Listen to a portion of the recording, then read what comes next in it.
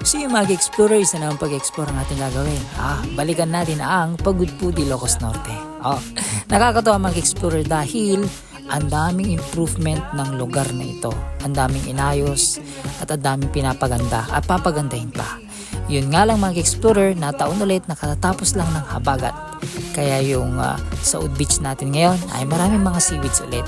Ganun talaga, normal na yan. So ito yung dahilan ko bakit binalikan ulit namin ang lugar na ito. Dahil last year nakita namin ang jet ski na to. Yung nga lang hindi namin na-try last year. So sabi namin, sige balikan natin next year, baka sakaling kaya na natin.